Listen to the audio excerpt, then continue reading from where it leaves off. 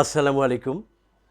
আমার কবিতা ভারত বাংলাদেশ পাহাড় বন্টন পাঠ করছি আমি রবিউল মাশরাফি। আল্লাহ পাকের সৃষ্টিগুলো দেখতে ভুরি ভুরি, ঝর্ণা পাহাড় সাগর নদী বন জঙ্গলে ঘুরি।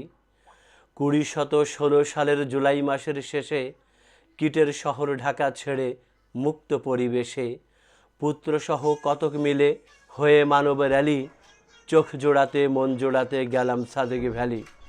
দেখি হাজার ভোরের পাহাড় সামনে ডানে বাঁয়ে শুয়ে আছে শুভ্র সাদা মেঘের চাদর গায়ে।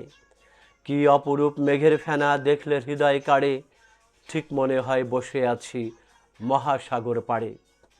তুলোর মেঘের ফেনার সাগর দেখতেছিলাম ভোরে, সূর্য রোদের ছোঁয়া পেয়ে মেঘেরা গেল সরে।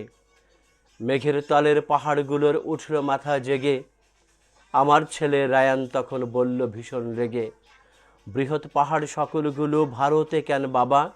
আমি বলি সাবাস ছেলে, মার হাবা মার হাবা। আরও অনেক পাহাড় আছে সীমান্ত গা ঘেঁষে, সিংহভাগই চলে গেছে দাদা বাবুর দেশে। বিছনাকান্দি পান্তুমায়ু জাফলং শ্রীমঙ্গলে, কলমাকান্দা গজনি দেখে হৃদয়টা যায় জ্বলে। তাহিরপুর ও ভোলাগঞ্জে দেখতে পারো তুমি, ভাগবাটোরায় খুব ঠকেছে আমার জন্মভূমি।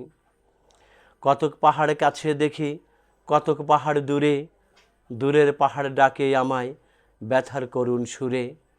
বৃহৎগুলো ইন্ডিয়াতে আমারগুলো টুনি, কিন্তু এমন এক পেশে ভাগ কে করেছে শুনি। আমার দেশের বড় পাহাড় কেমন করে পেলে, শ্বেত বিলাতির যোগ সাজসে নিয়েছ আল ঠেলে। সারা জীবন তুমি আমায় ঠকিয়েছ জানি, এবার একটি কর্ম করে রহিত করো গ্লানি। এতে তোমার মান যাবে না, ঘাড় হবে না নিচু, বড় পাহাড় আমায় যদি ফিরিয়ে দাও কিছু। আমরা প্রায়ই দেখি যেখানে ট্যুরে যাই বাংলাদেশের বিভিন্ন জায়গায়, তখন সীমান্তে বড় বড় পাহাড় সব দেখা যাচ্ছে ভারতের ভাগে, আমাদের ভাগে নেই। এই ভাগ করেছিল ব্রিটিশ একজন লয়ার, তার নামটা এই মুহূর্তে আমার মনে নেই। তাকে এনেছিল এই অঞ্চলে ম্যাপ তৈরি করার জন্য।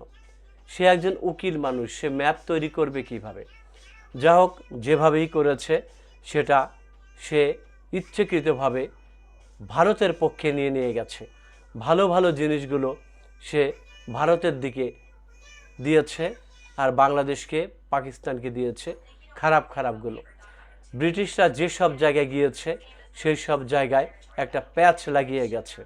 দেখেন, এই যে কাশ্মীর নিয়ে, কাশ্মীরটা কিন্তু যে কোনো একদিকে দিতে পারতো, যেহেতু কাশ্মীরটা পাকিস্তানের দিকে দিতে পারতো, কিন্তু সে করলো কি, মাঝ বরাবর দিয়েছে, যাতে দুই দেশ আজীবন এই কাশ্মীর নিয়ে তাদের সংগ্রাম চালিয়ে যায়। ঠিক যেমনটি করেছে ফিলিস্তিনের ভূমিতে ইসরায়েলকে জায়গা দিয়ে। অর্থাৎ ব্রিটিশরা সকল জায়গায় প্যাচ লাগিয়ে গেছে। ধন্যবাদ সবাইকে। আসসালামু আলাইকুম।